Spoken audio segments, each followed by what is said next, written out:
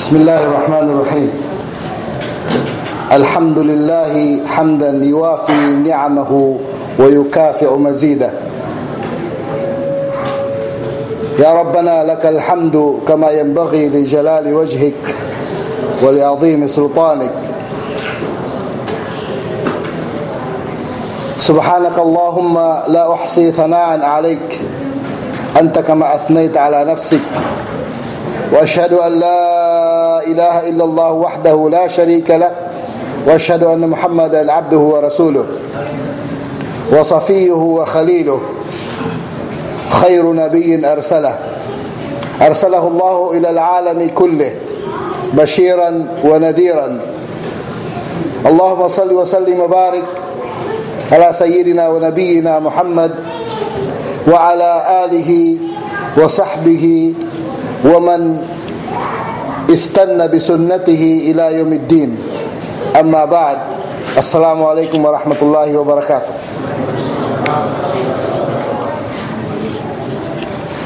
Mga kapatid sa Islam, ang paksa natin ngayon ay ayon sa wikang Arabic ay tinatawag na ubudiyatu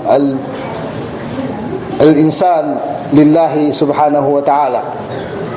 Actually, ito talaga ang kabuuan ng Islam, na kung kaya pipilitin natin na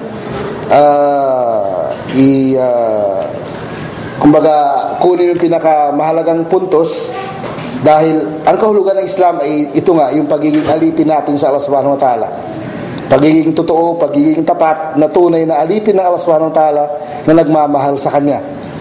Kaya kung paano natin marating yon ay pipilitin natin, ang paliwanag natin, siguro ang paliwanag natin ay mag-umpisa sa tinatawag na magmumula sa negative way papunta sa positive. Dahil siyempre kasi kapag inalam natin kung sino tayo bilang tao, isipin natin na baka mahirapan tayo na marating yung dapat natin marating. Kaya ang Allah subhanahu wa ta'ala, na kung saan siya ang lumikha ng lahat ayon sa kanyang karunungan at kaalaman, lahat ng nilikha mula sa pinakataas hanggang sa pinakababa, nakikita natin, hindi natin nakikita, na katulad ng mga anghel, mga tao, mga hayop, lahat ng mga ito, mga kapatid, lahat ng nilikha ng Allah subhanahu wa ta'ala ay nilikha niya sa isang dahilan lang. Ito ay upang maging tagasunod sila ng Allah subhanahu wa ta'ala, upang sila maging masunurin sa Allah. Na kaya nga tinatawagan natin, mga kapatid, sinasabi natin kapag nagpapaliwanag tayo ng Islam, na ang Islam o ang pagiging Muslim ay para sa lahat ng nilikha ng Allah subhanahu wa ta'ala, dahil lahat ng nilikha ng Allah subhanahu wa ta'ala ay sumusunod.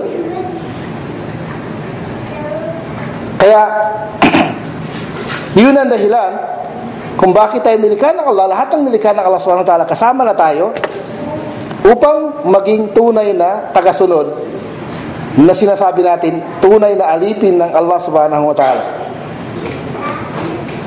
Okay, para sa atin bilang tao, paano natin mapapasuko ang ating sarili bilang tunay na alipin ng Allah subhanahu wa ta'ala, at kung paano natin mapatunayan na talagang tayo ay higit na nangangailangan sa Kanya, sa Allah subhanahu wa ta'ala, na kung kaya dahil sa tayong nangangailangan, hindi siya nangangailangan, na kung kaya kailangan tayong magpakumbaba. Kaysa sa kahulugan ng ubudiyya lillah, ang pagpapakumbaba natin sa Allah subhanahu wa ta'ala. Kaya may sasagawa natin ng mga ito, mga kapatid, sa pamagitan ng ating pagsunod, pagiging matuwid, at pagpakatatag sa tamang landas, upang ang relihin ng Allah subhanahu wa ta'ala ay talagang para lang sa Kanya. Sabihin yung ating pagsunod ay siya lang nasusunod natin, at ang batas ay siya lang ang may karapatan na magtala ng batas sa lahat ng kanyang nilikha. At tayong bilang tao na binigyan ng napakahalagang misyon, ay may sa katuparan natin ang misyon natin, na ito ay ipaparating ang mensahe ng Allah sa abot ng ating makakaya. Kaya tayo nilikha ng Allah subhanahu wa ta'ala bilang khalifa, bilang taga pag-present presenta natin ng kung ano ang gusto ng Allah subhanahu wa ta'ala dito sa ibabaw ng lupa, dahil ayon sa Allah subhanahu wa ta'ala tayo ang karapat-dapat. Kaya paano natin mabuo ito, mga kapatid? Mabubuo natin ang mga ito kapag napatunayan natin sa ating sarili, sa pamamagitan ng ating kilos, ating salita, ating pag-uugali, na tayo ay tunay na nagmamahal sa Allah subhanahu wa ta'ala, na kung saan siya ang lumikha sa atin, siya ang nagmamahari ng lahat, siya ang kumukontrol ng lahat, siya ang kung anong gusto niya, yun lang ang mangyari, kung ano ang ayaw na hindi maaaring mangyari. Kaya mapapatunayan natin sa ating sarili at sa lahat na tayo ay nagmamahal sa Kanya, sumusunod, nagpapakumbaba at sumasamba sa pamaraan na kung ano ang gusto ng Allah subhanahu wa ta'ala. Kaya ito ang Islam. Sabihin, yung tinatawag na ubudiyatuna lillah, ang ating pagiging alipin para sa Allah, ay ito ang Islam. Kaya nga, karapat-dapat lang talaga na sabihin ng Allah sa atin, ayon sa surat Ali Imran, na sinabi ng Allah, وَمَنْ يَبْتَغِي غَيْرَ الْإِسْلَامِ دِينًا فَلَا يُقْبَلَ مِنْهُ.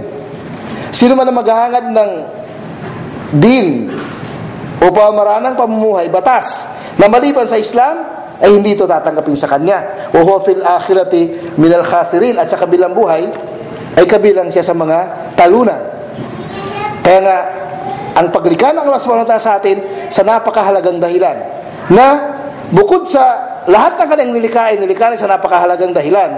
Kaya lang, yung pagpili sa atin bilang tao, na tayo ang mga ngasiwa dito sa ibabaw ng lupa, ay higit na mahalaga sa sino mang nilikha ng Allah subhanahu wa ta'ala maliban sa atin. Kaya katulad ng sinabi ng sa Quran, sabi ng Allah, afahasibtum annama khalaqnakum ma'abathan wa annakum ilayna la turja'un. Iniisip ba ninyo na nilikha namin kayo bilang laruan at hindi na kayo babalik sa amin? Sa isang ayat, suratul Qiyamah, sabi ng Allah, ayahsabul insanu ay yutraka suda.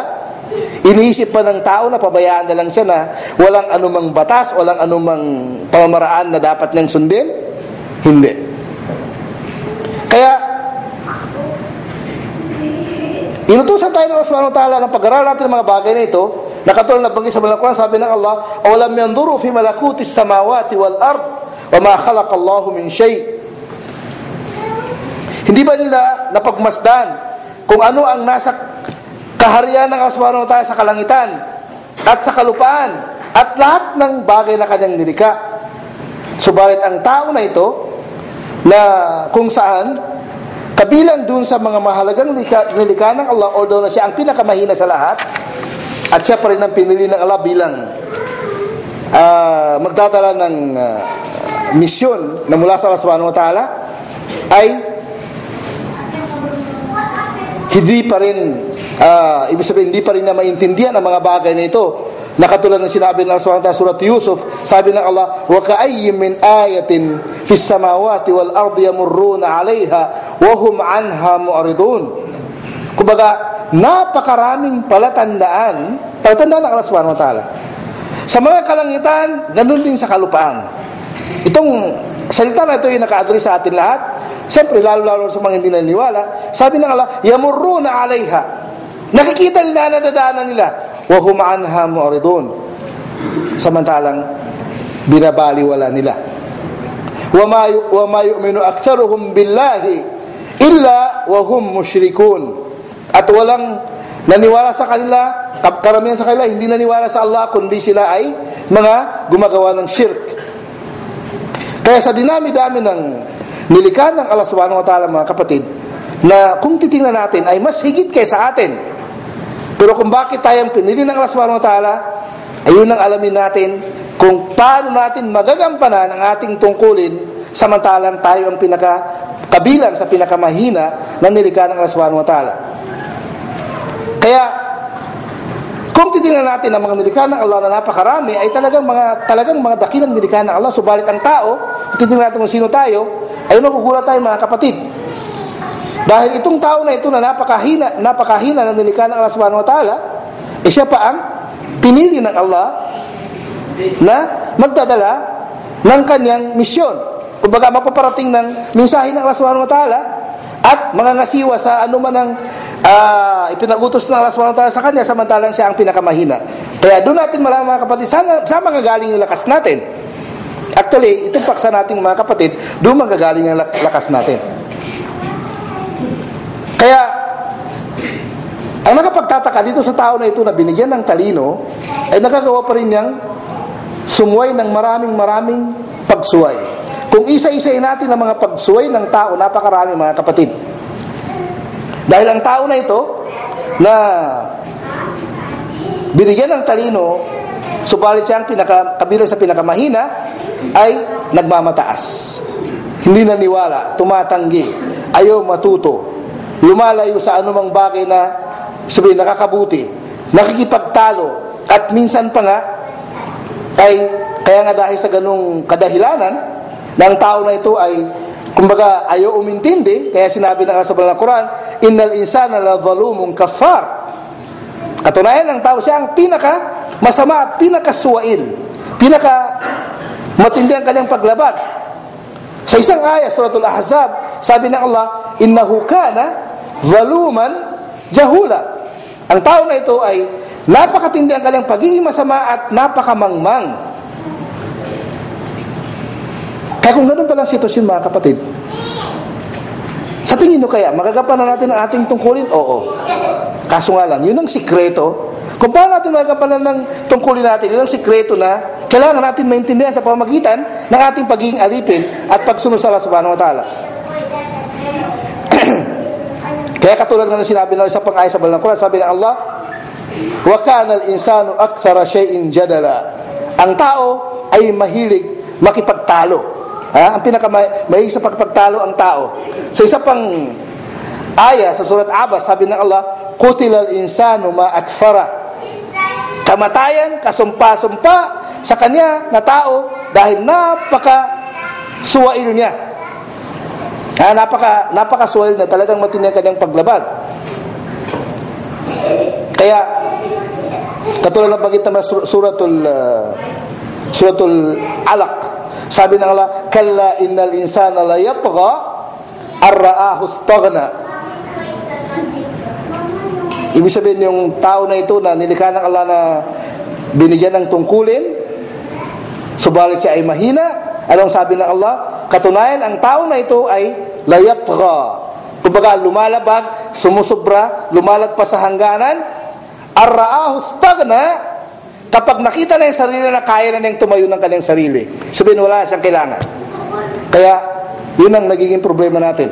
Kaya sa isang ayat naman suratul Qiyamah, sabi ng Allah, bal yuridul insanu liyafjura amama. Gusto ng tao na ito na palagi siyang lumalabag sa mga sumusunod pa mga araw niya. Kaya nga katulad nabanggit sa suratul Asr, sabi ng innal insana lafi khusr. Katunayan ng tao ay nasa pagkatalo. Siyempre kapag wala yung apat na kondisyon, kapag na magiging dahilan na hindi siya maging kabilang sa mga talunan. Kaya itong tao na ito na napaka laki ng kanyang tungkulin, ay kung titingnan natin, ay naging lamang siya sa maraming katangian sa lahat ng nilikha ng Allah. Kung sa pangangalaga na mula sa Allah subhanahu wa ta'ala, pagiging kahalili ng Allah dito sa lupa na tagapangasiwa, at pagbigay sa kanya ng mga malaking tungkulin na kung saan hindi ibinigay ng Allah subhanahu wa ta'ala, hindi pinagkatiwala ng Allah sa maraming nilikha. Ano ang sabi ng Allah sa isa sa napakahalagang katangian na meron tayo na ibinigay ng Allah sa atin? Sabi ng Allah, huwa alladhi khalaqa lakum ma fil ardi jami'a. Siya, ang Allah subhanahu wa ta'ala, na kung saan nilikha niya para sa inyo ang lahat ng nasa kalupaan. Lahat? Lahat. Pag sinabing lahat, ibig sabihin, lahat. Sa isang ayat, sabi ng Allah,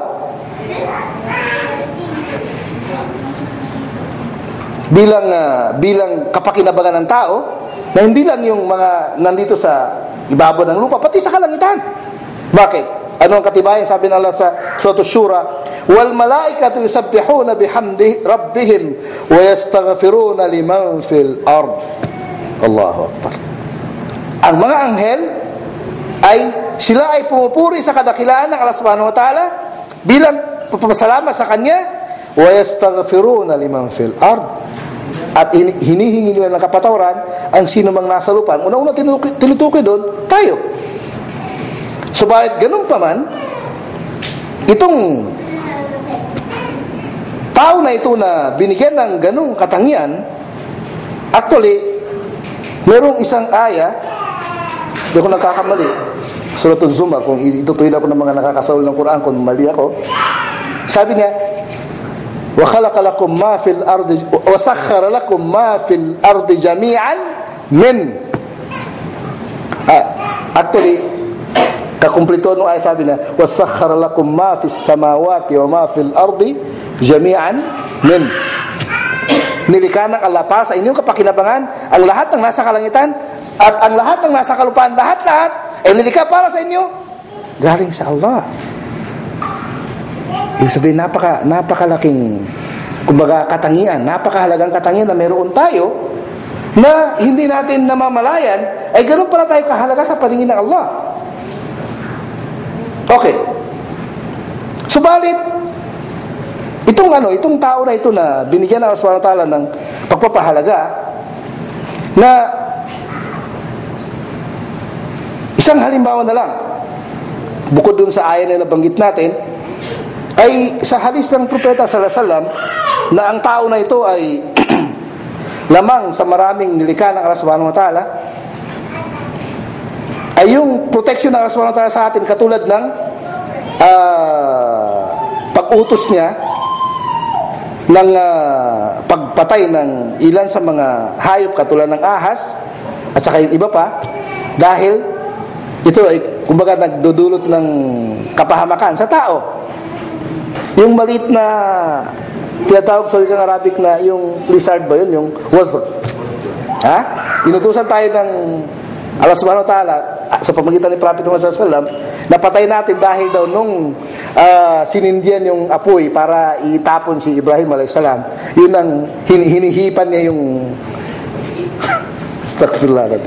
Ibig sabihin, kaya inutusan tayo ng Islam na patayin. Sabi, ganun kahalagaan tao sa paningin ng Allah subhanahu wa ta'ala, kahit yung malit na bagay na nilikha ng Allah na kumbaga walang halaga, pero dahil lang sa masama ang kanyang kalooban laban sa tao, masama ang loob niya sa tao, ay inutusan tayong patayin.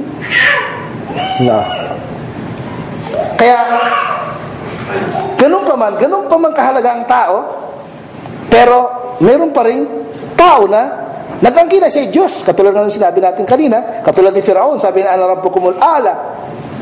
At meron pa rin magsasabi na, inna Allahu al-Masih ibn Maryam, ang Allah siya si al-Masih ibn Maryam.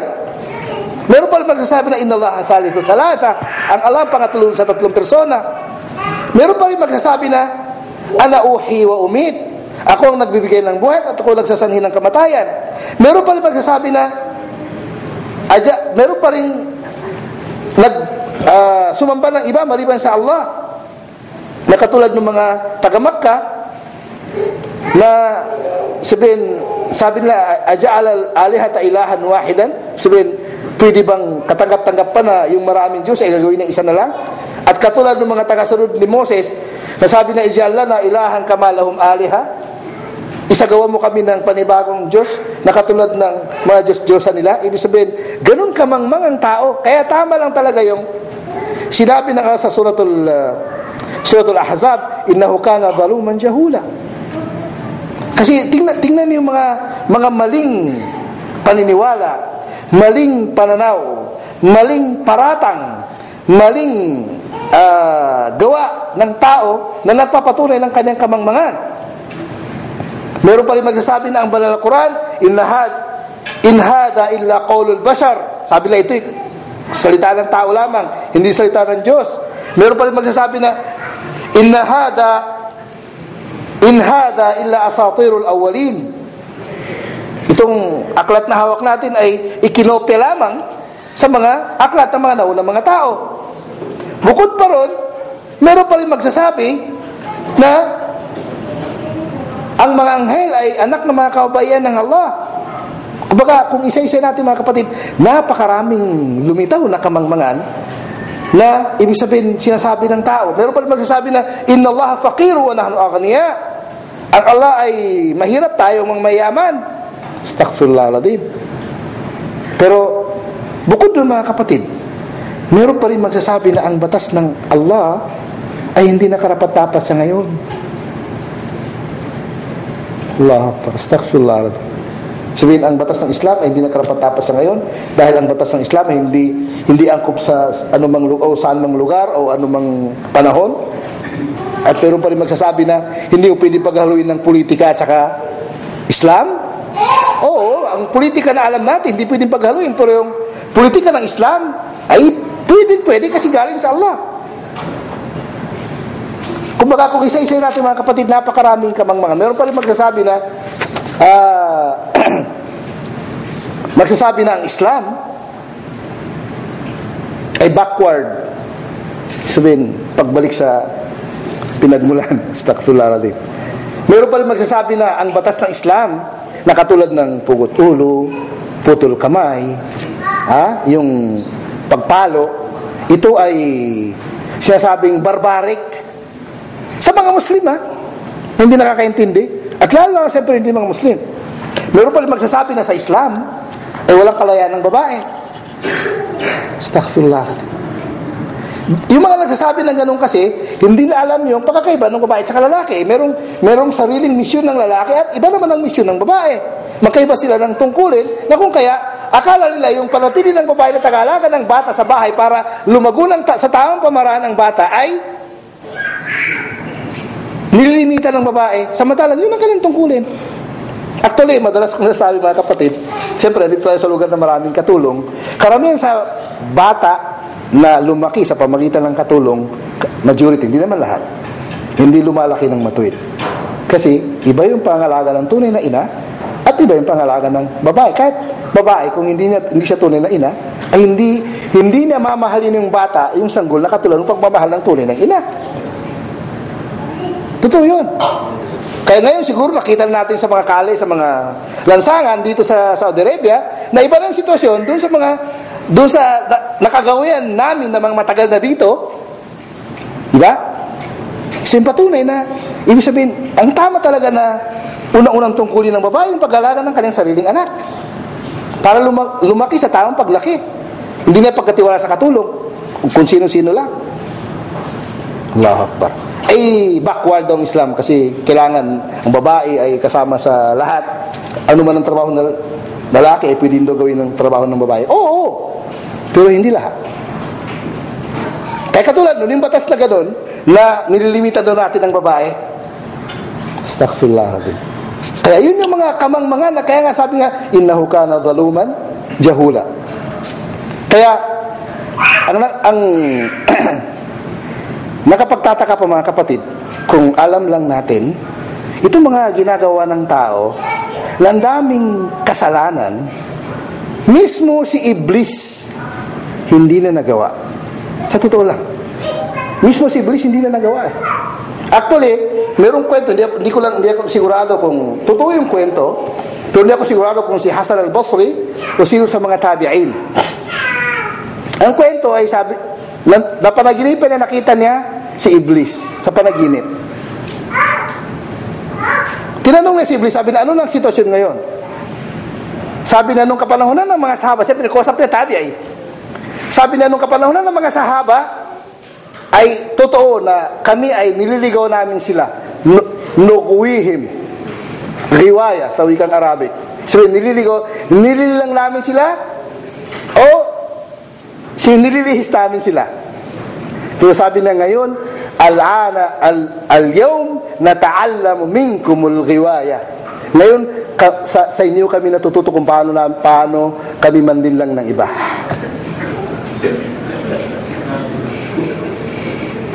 Totoo, actually, kung titingnan natin ang sitwasyon mga kapatid, totoo yun.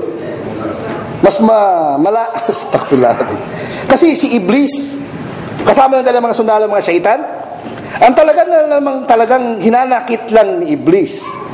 Kaya siya lumabag Yung pagmamataas niya na hindi na matanggap na mas mataas tayo sa paningin nila kaysa kanya. Kaya sabi niya, ana khairum minhu, khalaqtani min narin wa khalaqtahu min tin. Mas mabuti ako kaysa kanya dahil nilikha mo ko mula sa apoy, siya ay ginawa mo lang mula sa luwad o sa putik. Kasi mas mabuti ako kaysa kanya.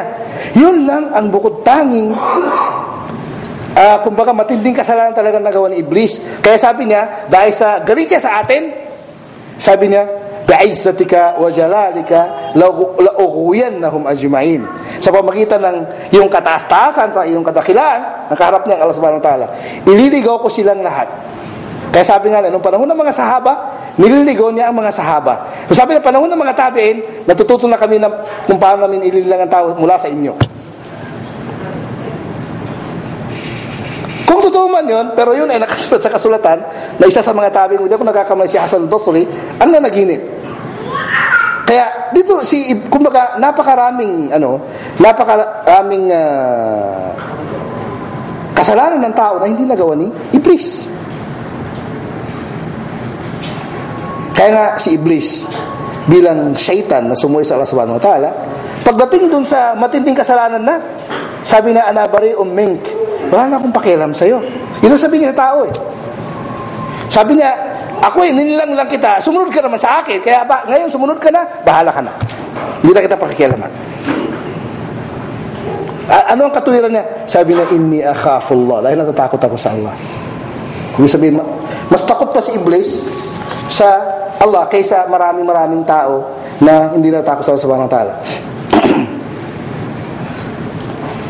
Kaya ang Allah subhanahu wa ta'ala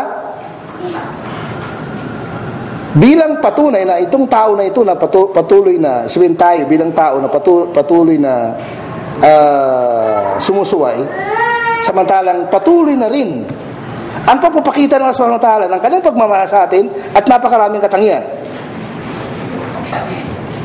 Ano ang sabi ng Allah sa banal na Quran? Sabi ng Allah, alam tara anna Allah yasjudu lahu man fis samawati wa man fil ard wasyamsu wal qamar wan nujum wal jibal wasyajar wad dawab wa kathirun minan nas wa kathirun haqqa alayhi al adab wa may yuhinillahu fama lahu min mukrim inna Allah yaf'alu ma yasha. Suratul Hajj na 18 aya na 18. Sabi ng Allah, alam tara anna Allah, hindi ba sabi niya nakita na Allah subhanahu wa ta'ala yasjudu lahu man fis samawati wa man fil ard. Yumuyo ko, sabihin sumasamba sa kanya ang lahat ng nasa kalangitan, ganun din ang nasa kalupaan. Wasyams wal qamar, ang araw at saka buwan. Wan nujum, mga bituin. Wal jibal, mga bundok. Wasyajar, mga puno. Wad dawab, lahat ng mga gumagalaw sa ibabaw ng lupa. Wa kathirun minan nas, at marami mula sa mga tao. Wa kathirun haqqa alayhi al-adab, subalit marami rin sa kanila bilang sa mga tao na karapat dapat sa parusa. Wa may yuhinillahu fama lahu min mukrim, sino man ang ibababa ng Allah ay wala nang mag-angat sa kanya. Innallaha yaf'alu ma yasha, ang Allah ginagawa niya ano man ang kanyang nais. Kaya dito sa hayang ito mga kapatid, napapatunayan ng tao kay lumalabag. Sabihin, maraming sumusunod, sumasamba, pero marami rin karapat-dapat sa parusa. Actually, kung bibilangin natin sa lahat ng tao, titimbangin natin o titingnan natin kung sino mas maraming dapat na parusahan kaysa makakapasok ng paraiso ng diretso. Kaya, isa pang ayat sabi ng Allah, wa in tuti' akthara man fil ardi yudilluka an sabilillah. Sabi na kay Prophet Muhammad sallallahu alaihi wasallam, sabi na kung susundin mo ang lahat ng nasa ibabaw ng lupa, sabihin ng tao, yudilluka an sabilillah, ililigaw ililihis kanila mula sa daan ng Allah subhanahu wa ta'ala. Wa qalilun, sa ibang ayat sabi ng Allah, wa qalilun min ibadi ash-shakur. Kukunti lamang sa aking mga alipin ang nagpapasalamat. Ibig sabihin ng papasalamat sa kahulugan ng Islam, mga kapatid, ibig sabihin sumusunod. Kasi hindi sapat sa pagpasalamat yung thank you. Alam mo, sa magulang mo, kapag pinaaral ka, lahat ginawa sa'yo, pagkatapos syukran, hindi sapat yun. Kailangan maging masunuri ka sa magulang mo. Yun ang kapalit ng kanyang paghihirap para sa'yo.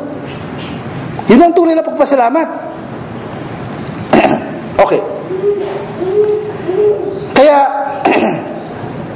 Dahil dito mga kapatid, sa mga katotohanan na ito, na ang tao pala ay malayong malayo, samantalang yung mga nilikha ng Allah na mas higit kaysa Kanya, subalit ang katangian ay nasa Kanya, ay tunay na sumusunod. Kaya ang pinakapunto natin dito mga kapatid ay malaman natin ang mga katotohanan na ito para mapatunayan natin sa ating sarili kung saan tayo nakatayo. Kumbaga tayo ang huhusga ng ating sarili. Saan tayo naging kabilang? Doon sa mga ligaw na yon. Kung di tayo naging kabilang doon, saan yung mga pagkukulang natin na kaya nating pagpunan sa pamagitan ng ating tamang pakakaintindi sa katuruan ng Islam. Kaya isa sa mga katotohanan mga kapatid na napapatunayan sa Islam ay pati ang mga puno mga kapatid, pati ang mga puno ay kumbaga nakakaramdam, nasasaktan, nahihirapan dahil sa kasamaan na nagawa ng sinumang masamang tao. Kaya hindi lang ibig sabihin sa direct na parusa ng Allah doon sa taong gumagawa, kahit hindi pa pinaparusahan ng Allah subhanahu wa ta'ala ang gumagawa ng masama, ay nasasaktan na, nahihirapan na lahat ng mga nasa ibabaw ng lupa. Yun ay katulad ng kwento na sa panahon ng Propeta sallallahu alaihi wasallam. Itong hadis na ito ay mababasa natin sa Bukhari. Ano yung hadis? Ayon sa hadis na ito ay sa isang pangyari, mayroong bangkay na idinaan sa harap ng Propeta sallallahu alaihi wasallam. Ang sagot ng Propeta sallallahu alaihi wasallam, sabi niya, faqala mustarihun wa mustarahun minhu. Sabi, nakapagpahinga na siya at nakapagpahinga na rin yung mga tao mula sa kanya. Sabi ng mga sahaba, o Rasulullah, ano ibig sabihin ibig sabihin ng sinabi mo na mustarihun wa mustarahun minhu? Sabi niya, patungkol dun sa mustarih, innal abdal mu'min yastarihu min nasab ad-dunya wa adaha ila rahmatillah. Ibig sabihin ng mga mananampalataya na namatay ay nakapagpahinga na siya sa anumang hirap ng buhay dito sa daigdig at anuman ang mga sakuna na nangyayari dito sa daigdig, ay ligtas na siya at patungo na siya dun sa pagmamahal at awa ng Allah subhanahu wa ta'ala. Kaya mustarih. Sabi na patungkol naman sa mustarah, sabi niya, wal abdul fajir, ang masamang tao, yastarihu minhu al-ibada wal bilada wal shajara wal dawab. Samantalang sabi niya, ang masamang tao kapag namatay ay makapagpahinga na ang mga tao, yung lugar, yung bayan na kung saan siya nandoon, pati puno, pati lahat ng mga gumagalaw sa ibabaw ng lupa, lahat ng may buhay. Allahu Akbar. Iyon na yung hadis ng Propeta sa Sahih Bukhari. Yung pag namatay ang masamang tao, natutuwa na yung mga puno, mga sino mang nilikha ng Allah bukod sa tao na malapit sa kanya, kasama na rin ang tao. Subalit sa kabilang katotohanan naman, natutuwa ang mga ito, siyempre kasama na ang ibang nilikha ng Allah subhanahu wa ta'ala, kapag ang isang tao ay mabuti. Kumbaga, nararamdaman nila, nasisiyahan sila doon sa pagiging mabuti ng sino mang mabuti. Ayon sa hadis sa Tirmidhi, sa Jami' at-Tirmidhi, Nabi sallallahu alaihi wasallam qala, inna Allah wa malaikatahu wa ahla as-samawati wal ard hatta an-namlatu fi juhriha wa hatta al-hutu la yusalluna ala muallimin nas al-khair. Katunayan, sabi ng Allah, ang mga anghel at lahat ng mga nasa kalangitan at lahat ng nasa kalupaan, hatta namlatu fi juhriha, kahit yung langgam sa kanyang lungga sa ilalim ng lupa, wa hatta al-hut, kahit yung isda sa karagatan, la yusalluna ala muallimin nas al-khair. Humingi sila ng kabutihan, gantimpala, gabay, pagmamahal ng Allah para sa mga nagtuturo ng kabutihan. Ibig sabihin, kapag ikaw ay mabuti, ang dami mong kakampi. Kapag ikaw naman ay masama, ang dami mong kalaban, pati ang sarili mo ay magiging kalaban mo. Kaya, hindi lang yung mga kapatid, kundi sa ibang mga hayop, katulad ng nabanggit naman sa hadis ni Imam Ahmad, ay natatakot o karamihan sa mga hayop natatakot sa pagkagulo ng daigdig. Ayon sa hadis na nasa sa Musnad Imam Ahmad, sabi ng Propeta sallallahu alaihi wasallam, "Ma min dabbatin illa wa hiya masikhatun yawmil jum'ati khasyata an taquma as-sa'a." Sabi niya, walang anumang sabing gumagapang sa ibabaw ng lupa, lahat ng may buhay ay natatakot na nag-aabang sa araw ng Jum'a baka maguguno ng daigdig. Bakit? Kasi sabi ng Propeta sallallahu alaihi wasallam, ang pagkaguno ng daigdig ay mag-umpisa sa araw ng Biyernes. Kaya ito yung Biyernes, yung mga hayop natatakot. Ang tanong, tayo bilang tao, natatakot pa tayo? Nakatulad nila? Ibig sabihin, mas natatakot pala sila sa mga pangyayari kaysa atin. At katulad ng hadis ni Imam Ahmad, sabi niya, "La tasubbu dika fa innahu yad'u ila as-salah."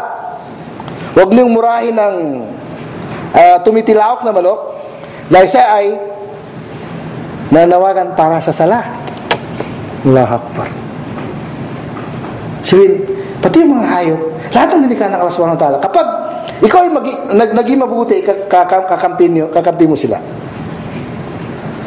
Kaya actually maraming katotohanan mga kapatid patungkol sa mga bagay na ito, at kasama na doon ang kahit yung mga maliit katulad ng langgam. Meron nga isang pangyari na ayon sa kwento ng Propeta sallallahu alaihi wasallam, isang propeta na tiniris na yung kumbaga yung langgam. Isa sa mga propeta. Kinagat siya ng langgam. Pagkatapos, yung propeta na yun, iutusan niya yung mga tao na sunugin yung bahay ng mga langgam. Fa'auha Allahu ilayhi, sabi niya, "Uffin an la karasatka namla ahrakta ummatan min al-umami tusabbihu Allah." Kumbaga isipin, nagbigay ang Allah subhanahu wa ta'ala ng mabigat na salita doon sa propeta, hindi naman nasabi kung sino, dahil sa pagsunog niya sa bahay ng mga langgam. Sabi niya, sinunog mo ang isang nasyon na pumupuri sa Allah. Actually, isa sa mga napaka gandang nilikha ng Allah subhanahu wa ta'ala ay itong mga langgam na ito na nagdarasal, pumupuri sa Allah subhanahu wa ta'ala. At hindi lang yun mga kapatid, pati ang puno, katulad sinabi ng Allah, pinagsabay na yung nahatasa kayo nasa baba. Sabi ng Suratul Rahman, "Wan najmu wasyajaru yasjudan." Sabi na ang bituin at ang puno o mga puno ay ang susujud para sa Allah.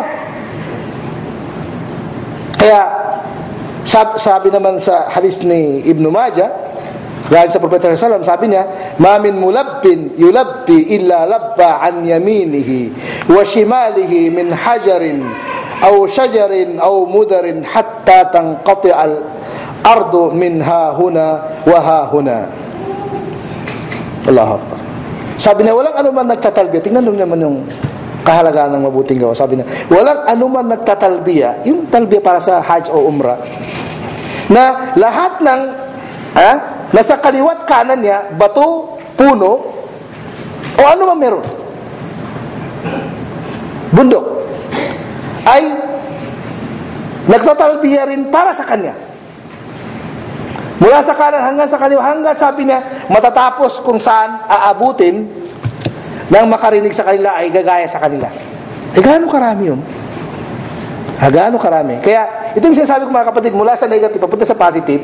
Ibig sabihin, kapag ikaw ay naging mabuti at naging tunay alipin ng Allah, ang dami mong kakampi, kaya paano mo hindi makayanan gampanan ang tungkulin mo? Ang dami natin kakampi kapag tayo ay naging mabuti, pati puno, pati bato. Siguro kung isipin natin, ay bato ba nagsasalita? Oo. Sa dulo ng panahon, isa sa mga palatandaan ng pagmamahal ng Allah sa mga mananampalataya, sa pagdating ng pangyari na makipaglaban tayo sa mga Hudyo, magsasalita yung puno at saka bato. Sabi ng puno, nasa likod ko, warai Yahudiyum faktol. Ganun din yung bato. Sabi niya, nasa likod ko ang Yahudi, patayin mo. Magsasalita yung puno, magsasalita yung bato. Ibig sabihin, ang punto dito mga kapatid, kapag tayo pala ay naging tunay na alipin ng Allah subhanahu wa ta'ala, lahat ay magiging kakampi natin. Lahat ng nilikha ng Allah ay magiging kakampi natin kapag tayo ay naging tunay na alipin ng Allah subhanahu wa ta'ala. Ngayon, paano natin may sasagawa ano bang ibig sabihin na tunay na alipin ng Allah subhanahu wa ta'ala? Unang-una, bilang tao, kailangan na malaman natin kung sino tayo. Actually, yung kabansagan, mga kapatid, na alipin ng Allah, yun ang pinaka mahalaga sa sino mang nakakilala kung sino ang Allah. Halimbawa na lang si Prophet Muhammad sallallahu alaihi wasallam ay hindi na inaalis sa kanyang sarili ang katawagan na alipin ng Allah. Ganun din, ang Allah subhanahu wa ta'ala, kapag ang pangyari ay katangian na subagandang gawain na nagawa ni Prophet Muhammad sallallahu alaihi wasallam o nangyari sa kanya, nandun palagi yung salitang abd. Katulad ng nabanggit sa suratul Isra, Subhanalladhi asra bi'abdihi laylan minal masjidil haram ila al-masjidil aqsa allati barakna hawla. Luwalhati sa Allah na kung saan pinalakbay niya ang kanyang alipin. Hindi sinabing kanyang propeta, kanyang alipin. Allahu Akbar. Noong naawa ang kanyang asawa, si Aisha, na namamagana ang kanyang paa sa pagdarasal sa gabi, yung tahajjud. Sabi niya, Rasulullah, sapat na. Anong sagot ng propeta sallallahu alaihi wasallam? Sabi niya, afala akunu abdan shakura? Naman sabihin na, afala akunu shakiran o shakuran, pero hindi na inaalis yung salitang abd. Kaya nga, sabi na, hindi ba dapat na ako'y maging mataong alipin ng Allah na marunong tumanaw ng utang na loob? Di ba? Yun ang sagot ng propeta kay Aisha. Sabihin, afala akunu abdan. Kumbaga, sa propeta sallallahu alaihi wasallam, napakahalagang salita sa kanya o napakahalagang bansag sa kanya na kapag siya tinawag na alipin ng Allah subhanahu wa ta'ala. Alam niyo kung bakit, mga kapatid? Kasi siyempre alam natin pag sinabing alipin, maaaring alipin ng tao, alipin ng Allah. Sabi ng mga scholars ng Islam, kapag tayo naging alipin ng tao, lahat ng kapakinabangan mula sa atin mapupunta dun sa tao na nag-alipin sa atin.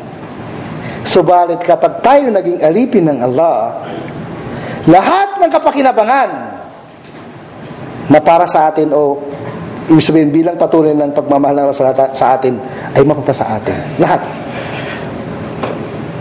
Halimbawa na lang yung talbiya. Ibig sabihin, hanggang sana abutin ng bato, puno, anuman bundok na magtatalbiya na sasagutin kanila, na hiling na sa Allah subhanahu wa ta'ala ang pagmamahal ng Allah, kapatawaran ng Allah sa iyo habang kayo nagtatalbiya. Hanggang sana abutin. Sabi ng propeta, minhahuna, kahit saan, sa kaliwat kanan, hanggang sana abutin, nung makakarinig sa kanila, ay patuloy pa rin na magtatalbiya para sa iyo. Gano'ng karami yun?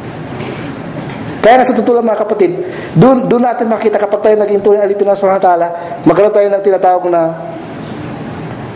extra power.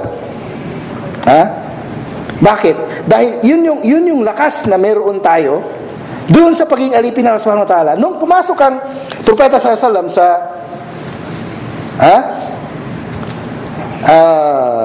papasok nila sa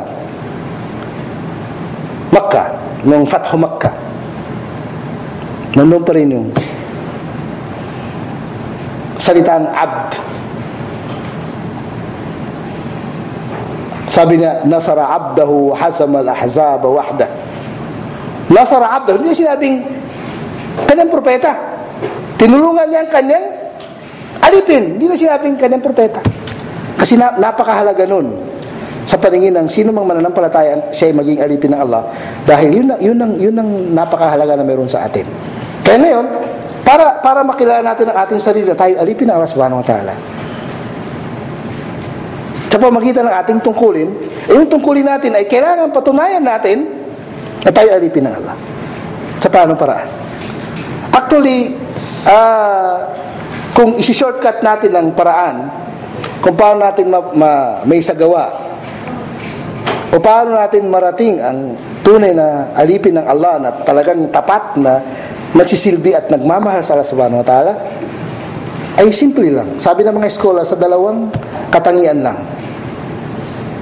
Ano yung dalawang katangian? Sabi niya, ang pagtitiis at pagpapasalamat.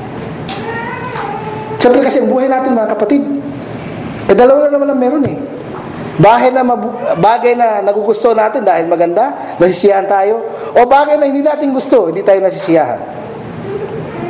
Pagdating ng bagay na gusto natin, nasisiyahan tayo, di magpasalamat tayo. Pagdating ng bagay na hindi natin gusto, nagtitiis tayo. Kaya lang, yun nga, unang-una kasi nangyari sa atin, tayo kasi bilang tao, na binigyan ng malaking tungkulin, habang isinasagawa natin ang ating tungkulin, bilang tao, para maisagawa natin ang ating misyon, kailangan natin ng pagtitiis. Maraming pagsubok. At una yung pagtitiis sa pagpapasalamat. Bakit? Kasi ang pagtitiis ay pwedeng pagtitiis lang na walang pasasalamat. Subalit, ang pasasalamat ay hindi matawag ang pasasalamat kapag walang pagtitiis. Bakit? Kasi, katulad ng sinabi ng Allah sa surat Ali Imran, sabi ng Allah, Ya alladhina amanu isbiru wa sabiru wa rabitu wattaqullaha la'allakum tuflihun. O kayo mga mananampalataya, magtiis kayo at magtiisan kayo. Sabihin, tiisin ang isa't isa. Magtiis kayo at magtiisan kayo. Warabitu, at sabihin, maging matatag kayo sa pamagitan ng inyong pagkakaisa. Wattaqullah, at matakot kayo sa Allah, la'allakum tuflihun. Sabi niya, la'allakum tuflihun, upang kayo magtagumpay.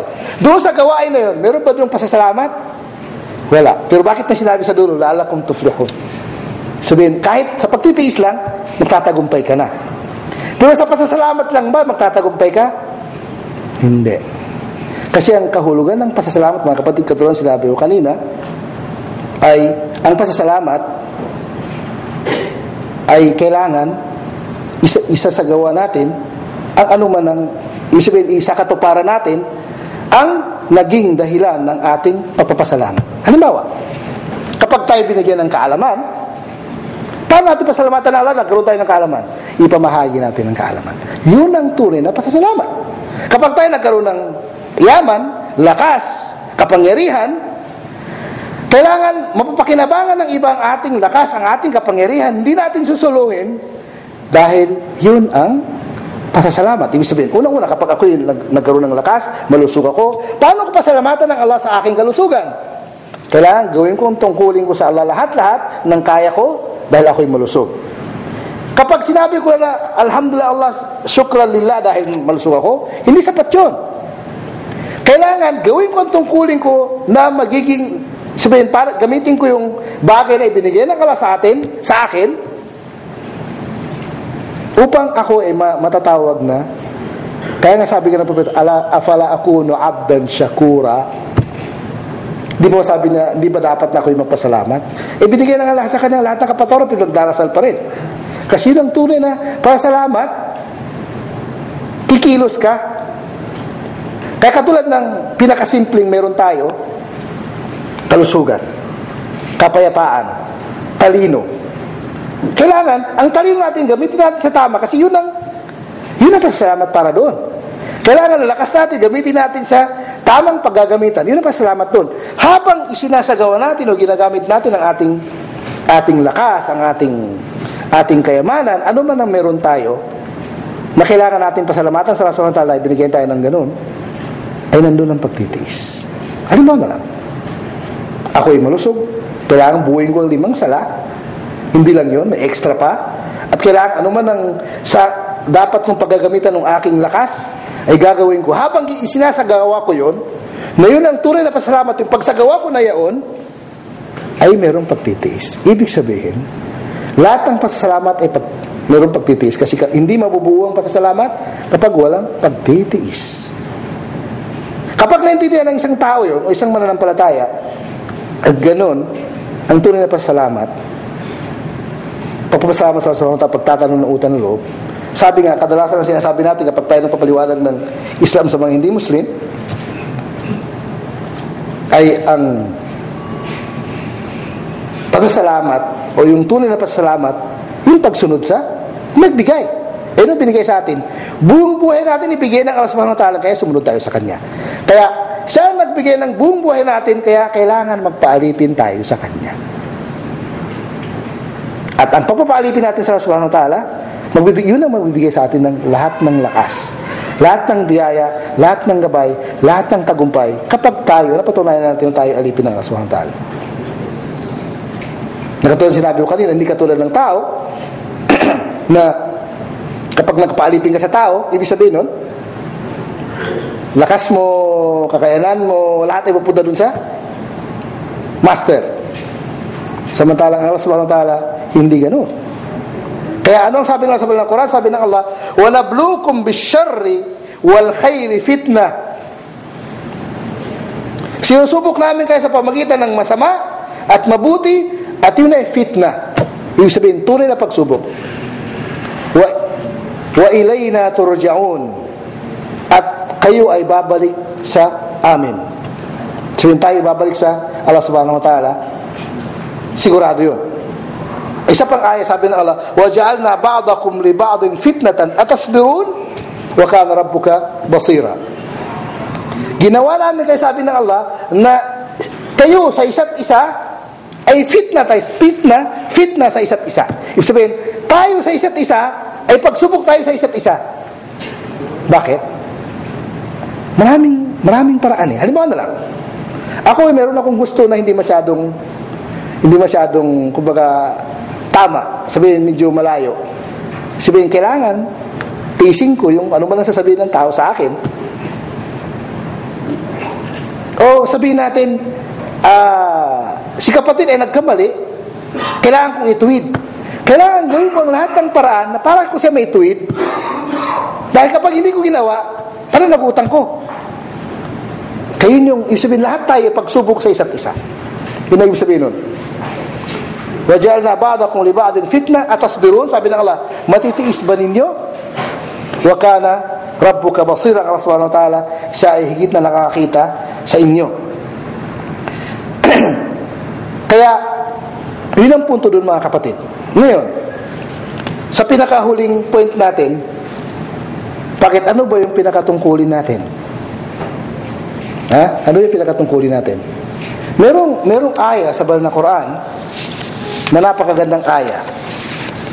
Sabi ng Allah, ba'da a'udhu billahi minash shaitanir rajim, alam tara kayfa daraba Allahu mathalan kalimatan tayyibatan ka shajaratin tayyibatin asluha thabitun wa far'uha fis sama' tu'ti ukulaha kulla hinin bi'idni rabbiha wa yadribu Allahu al-amthala lin-nasi la'allahum yatadhakkarun. Hindi ba napag-alaman o hindi ba nakita, sabi ng Allah, kayfa daraba Allahu mathalan kalimatan tayyiba, kung paano ibinigay ng Allah ang isang halimbawa ng totoo o mabuting salita. Kasyajaratin tayyiba, nakatulad ng isang mabuting puno. Asluha thabit, itong mabuting puno na ito ay talagang ang kanyang yung kanyang ugat ay matatag sa ilalim. Wa faruha fis sama, samantalang kanyang mga sangay ay mga matatayog hanggang sa taas. Tu'ti ukulaha kulla hinin bi'idni rabbiha, at nagbibigay ng bunga sa tuwing dumating ang pagkabunga nitong puno na ito. وَيَضْرِبُ اللَّهُ الْأَمْثَالَ لِلنَّاسِ لَعَلَّهُمْ يَتَذَكَّرُونَ. Ang Allah subhanahu wa ta'ala ay nagbibigay ng mga parabola o mga halimbawa sa mga tao upang sila ay makaalaala. Okay. Sabi ng mga scholar ng Islam, ang tinutukoy dito mga kapatid na mabuting salita, ang Islam. Hinalimbawa ng Allah ng mabuting puno, ang Islam mismo. Okay. Itong Islam na hinalimbawa ng Allah ng isang mabuting puno, sabi niya, ang pinakaugat niya ay matatag sa ilalim. Kumbaga talagang malalim yung pagkatusok sa ilalim ng lupa. Ay matatag. Hindi basta-bastang natutuo na, kumbaga, kapag tinamaan ng hangin, hindi basta-bastang matatangay.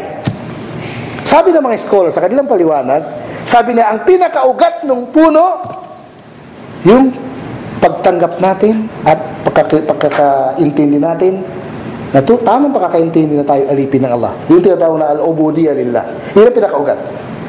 Ano yung pinakakatawan ng puno? Yung paniniwala natin, yung akida. Ano yung mga sangay?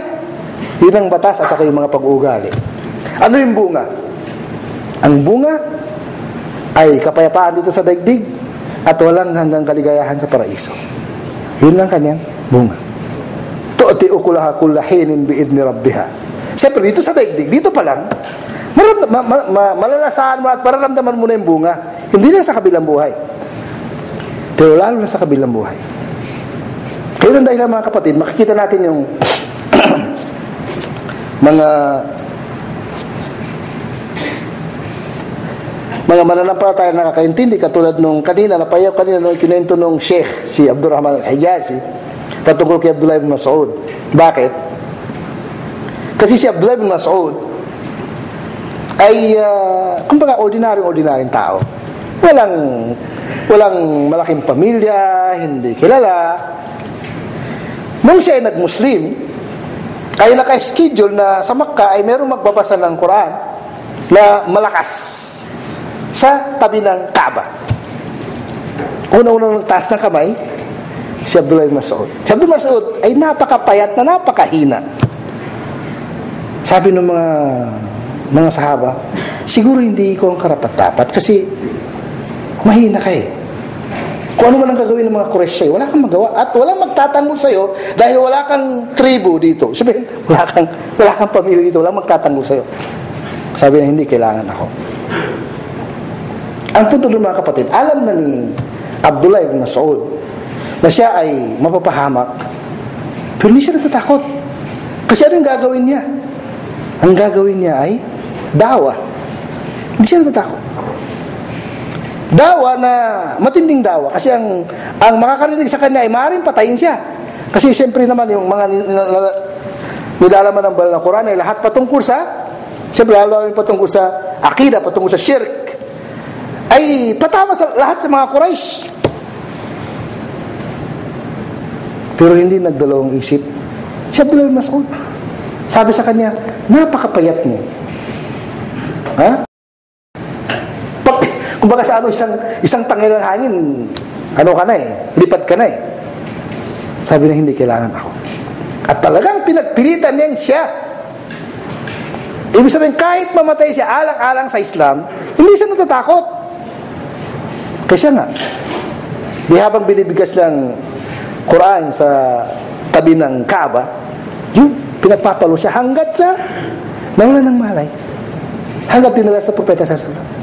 Sabi ng propeta sa kanya sa mga sahaba, sabi niya, tulungan siyo, gamutin yung kapatid niyo kasi halos mamatay na. Pagkatapos, nung sino susunod magbabasa, sabi niya, ako pa rin. Yun ang tapang eh. Sabi niya, ako pa rin. Bakit?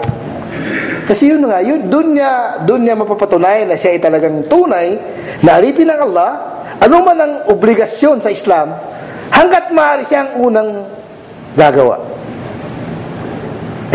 Napakapayat nga meron nga isang kwento, so hindi ko alam kung isang lakaran o isang labanan. Napakalit doon nung binti ni Abdullah ibn Mas'ud. Allah. Napakalit.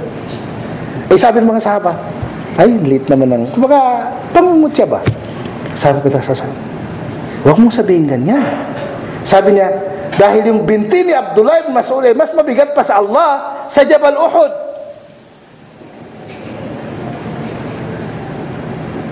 At ayon nga sasabi ng Sheikh kanina, sabi niya actually, sa buhay ng mga mananampalataya, buhay ng mga tagasunod ni Prophet Muhammad SAW, pangalawa si Abdullah ibn Mas'ud na magaling magbasa ng Quran sa propeta. Siya ang kasunod kagad ng propeta eh. At alam mo rin mga kapatid, yung karamihan sa kumalat na pamamaraan ng pagbasa ng Quran sa ngayon ay galing kay Abdullah ibn Mas'ud. Alam ba rin yun? Ibig sabihin, yung jihad ni Abdullah ibn Mas'ud sa kanyang sarili na kung paano niya i-control ng kanyang sarili na maging tunay na alipin ng Allah subhanahu wa ta'ala ay nakarating. At hanggang ngayon, yung sinasabi sa pagbabasa ng Quran na riwayat Hafs an Asim na isa sa doon sa 7 o 10 pamaraan ng pagbasa ng Quran, saan natatapos yun sa mga sahaba, mga kapatid? Kay Abdullah ibn Mas'ud radiyallahu anhu. Allah. Kaya siyempre, kung gusto natin maging tunay na alipin ng Allah subhanahu wa ta'ala, napakaraming kwento ng mga naunang mga Muslim bilang halimbawa natin, kahit saan ang gusto natin gayahin, ay di tayo pagbabawalan ng Allah subhanahu wa ta'ala. Kung gusto mong maging Abdullah ibn Mas'ud, nasa sayo. Kung gusto mong maging Mus'ab ibn Umair na mayaman na naging mahirap dahil sa Islam, nasa sayo. Isang propagator. Kung gusto mong Sa'd ibn Mu'adh na yung madigang ars sa kanyang pagkamatay, nasa sayo. Walang pipigil sayo. Kaya para mapatunayan natin itong mga paliwanag natin, mga kapatid, simpleng paraan lang. Basahin natin ang kwento ng mga buhay ng mga sahaba at lahat ng mga buti mga Muslim. Sila ang pinakahalimbawa natin. Bukod sa propeta sa Islam, siyempre, bakit ko hindi sinabi ang propeta? Kasi, siyempre, sila kasi yung ang mga sahaba kasi iba't iba ang kanilang pagkatao, iba't iba ang kanilang sitwasyon. Kaya nasa sa atin, maring ikaw ay, kumbaga, madali mong magaya si Abdullah ibn Mas'ud, magaling ka magbasa ng Quran, okay. Maring ikaw ay matapang, kaya gusto mong gayahin si Khalid ibn Walid, okay. Walang problema. Kung sino mong gayahin mo, siyempre kasi ang propeta sa salam, mahirap gayahin. Bakit? Propeta siya. Ibig sabihin, hindi mo makuha yung lahat ng anggulo ng buhay ng propeta. Lahat gayahin mo ng step by step na kung kung baga saan naglalakad, kung saan ang yapak ng propeta sa salam, doon kaya yapak. Hindi ko diniskaya sa sarili natin, pero ibig sabihin, ang pinakahalimbawa natin, siyempre, unang propeta sa salam, sino nag-apply nung pamamaraan ng propeta sa salam? Ang mga sahaba. Siyempre, ang mga sahaba, kung anong nakayanan nila na pinagsikapan nila makayanan para ipamuhay nilang Islam, ayun ang ginawa nila. Kaya katulad siya sabi ko, mga kapatid, hindi pare-pareho ang tao. Siyempre, may mga tao na gusto niyang Abdullah ibn Mas'ud, di Abdullah ibn Mas'ud. Kung gusto mong taga-silbi na Anas ibn Malik, walang problema. Kung gusto mong malakas ang memorization mo na, gusto mong maging Abu Hurairah, walang problema. Napakaraming halimbawa na pwede natin kahit saan sa kanila. Ang mahalaga, mga kapatid, ay ang gagawin nating halimbawa sa ating buhay, ang gagawin natin huwaran ng ating buhay, yung mga mabuti Muslim. Yung mga sahaba, mga tabi'in at saka mga tabi'in, sila ang, itong pinag-usapan natin, sila ang nakakuha. Kumbaga, sila ang unang-unang mga taong binigyan ng Allah subhanahu wa ta'ala ng karangalan na mapunta sa kanila ang mga ganitong katangian na kung kaya sila ang halimbawa natin. Kaya pagsikapan natin na magaya yung sino man sa kanila, ano man ang katangian na meron sila, kung hindi natin kaya na lahat, siyempre maaaring hindi natin kaya ang tapang ni Ali ibn Abi Talib at saka si Umar ibn Khattab. Doon tayo sa, pero ang problema lang kasi, mga kapatid, dahil nga sa sila ituloy na alipin ng Allah, kung sino pa ang parang hindi ka panipaniwala na maging matapang, sila pang naging matapang, katulad ni Al-Bara ibn Malik, kapatid ni Anas ibn Malik, ay ibang klase ng tao. Kung si Abdullah ibn Mas'ud ay payat, baka mas payat pa ito. Pero nagawa nila ang gawain na hindi nagawa ng mga malalakas na mga kalakihan. Gawa nung sila ay maging tunay na alipin ng Allah subhanahu wa ta'ala. Naintindihan nila na sa pamagitan ng kanilang pagpapatupad ng kanilang tungkulin na patunayan nila sila alipin ng Allah subhanahu wa ta'ala, nagampanan nila ang turo ng Islam, kaya nangyari sa kanila ang hindi inaasahan mangyari. Ibig sabihin na ipakita nila sa buong mundo, ang resulta ng kanilang ginawa hanggang ngayon ay tinatamasa natin. Katulad nga nung unang naihalimbawa ko si Abdullah ibn Mas'ud, na hanggang ngayon, ang mga mag-aaral ng Quran, ang kanilang pinag-aralan, yung kung paano itinuro ng propeta sallallahu alaihi wasallam ang pagbabasa kay Abdullah ibn Mas'ud. Allahu Akbar. Kaya sila ang halimbawa natin, mga kapatid. Ibig sabihin nun, sabi nga ng mga nagpapaliwanag ng Islam, kung nakayanan nila bilang tao, ibig sabihin nun, kung sisikapin natin, makakayanan din natin. Maaari magkaibang sitwasyon, pero ibig sabihin nun, marami rin namang paraan kung gugustuhin natin. Kaya, katulad siya sabi ko, mga kapatid, itong paksa na ito ay, kung pinipilit kong i-compress pa para, paghalo-halo yung iba't ibang paliwanag ng iba't ibang mga nagpapaliwanag, pero dahil sa mahabang paksa, ang mahalaga ay ngayon, mapapatunayan natin sa ating sarili at pipilitin natin sarili na maging tunay tayo na alipin ng Allah Subhanahu wa Ta'ala sa pamamagitan ng pagsunod natin ng kanyang gusto at paglayo natin sa anuman ang hindi gusto, anuman ang hindi kanais sa paningin ng Allah Subhanahu wa Ta'ala. Yun ang tunay na alipin. Pagsunod sa kauso ng Allah Subhanahu wa Ta'ala na may kalakip na pagmamahal, dahil doon natin makakamta na anuman ang biyaya na mayroon na ipagkakalob ng Allah Subhanahu wa Ta'ala sa atin, ay siguradong sila magpa sa atin. Kaya yun ang tunay na lakas ng mga mananampalataya, mga kapatid, na ibig sabihin na nakikita natin, nababasa natin, ibig sabihin ay kaya natin gawin kung gugustuhin natin. Kaya lang, ang tanong ay ano bang pinaka-goal natin sa buhay? Siyempre kasi maraming tayong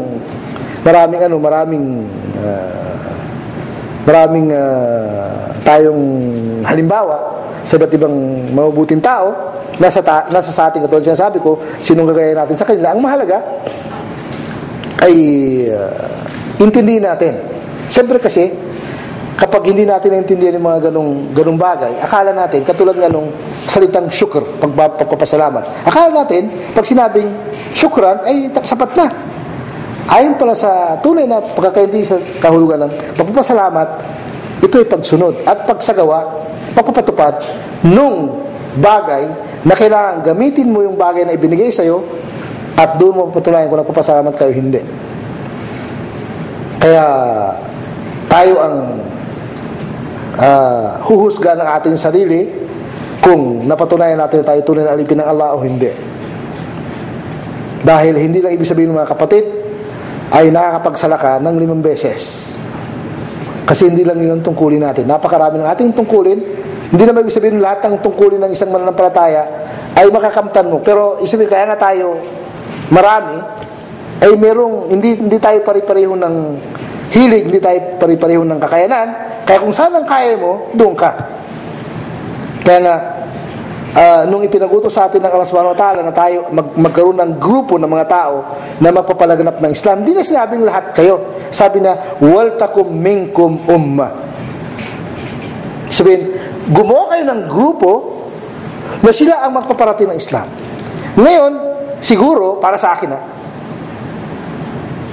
yung mga tao na gustong matuto ng Islam, sila yung grupo na dapat na magparating ng mensahe ng Islam.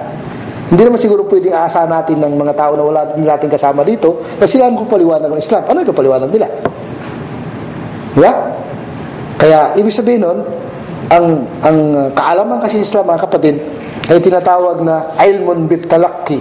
Kaalaman na kung saan nakukuha sa bibig.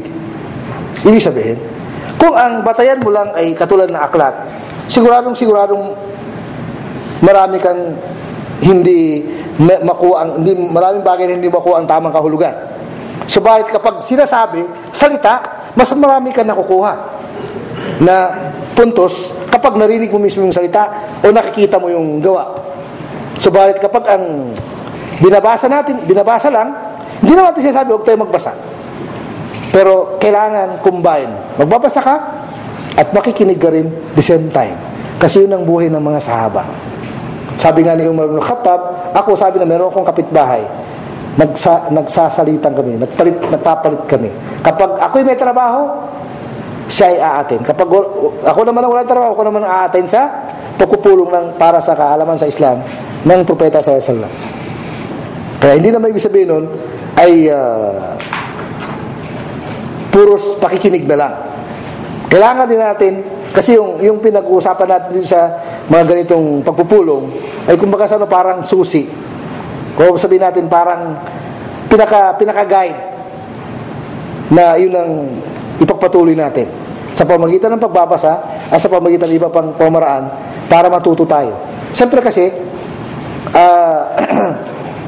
yung tungkulin natin mga kapatid ay napakalaki dahil ang pinagmula natin bansa ay naligaw galing sa pagiging Muslim napunta sa pagiging Kristiyano. Kaya tungkulin natin na gumawa ng anumang paraan na kaya natin para may balik natin ang Islam sa Pilipinas, ano man naman kaya na natin. Hindi tayo pinipilit ng Allah subhanahu wa ta'ala ng bagay na natin kaya, yung kaya natin. Kaya ito itong tungkulin mga kapatid, katulad nga ni Abdullah bin Mas'ud, talagang hindi na pwedeng pigilan ng propeta dahil siya ang una sabi niya, ako ang una, o ako ang unang magbabasa ng Quran sa tabi ng Kaaba. Hindi na naisip yung ano man ang masamang mangyayari sa kanya dahil alam niya na yun itong tungkulin. Kaya yun ang ibig sabihin mga kapatid. Ibig sabihin ay kumbaga kailangan palaging katulad nga ni Abdullah bin Mas'ud, kailangan palaging positive ang ating pananaw. Kasi kung pag-isip lang ni Abdullah bin Mas'ud ay negative, marami siyang isipin na siguro hindi ko kaya kasi payat ako. Sige, hindi ko kaya kasi baka anong gawin ng mga Quraysh sa akin, wala akong kakampi rito. Wala akong katribo dito sa Makkah. Pero hindi na naisip niya, naisip niya isa lang yung tungkulin niya. At ano naging bunga? Hanggang ngayon ay tinatamasa pa rin ni Abdullah bin Mas'ud ang lahat ng natututo ng pagbabasa ng pamaraan ng pagbabasa na itinuro ng Propeta sallallahu alaihi wasallam kay Abdullah bin Mas'ud ng Quran. Hanggang ngayon ilang milyon o ilang bilyon ang tao natututo ng pagbabasa ng Quran na katulad ng itinuro ng Allah subhanahu wa ta'ala kay Abdullah bin Mas'ud. Napakarami. Kaya napakalaki na ng kanilang reward. Allahu Akbar. Kaya katulad siya sabi ko mga kapatid, mahaba yung paksa, pero yun ang pinakamadaling paraan siguro ay basahin natin yung kwento ng mga buhay ng mga mabubuting tao, lalo yung mga sahaba, at yun ang gayahin natin. Sila yung pinakahalimbawa natin pagkatapos o kasunod ng Propeta sallallahu alaihi wasallam. Subhanakallahumma bihamdik, asyhadu an la ilaha illa anta astaghfiruka wa atubu ilaik. Wa jazakumullahu khair.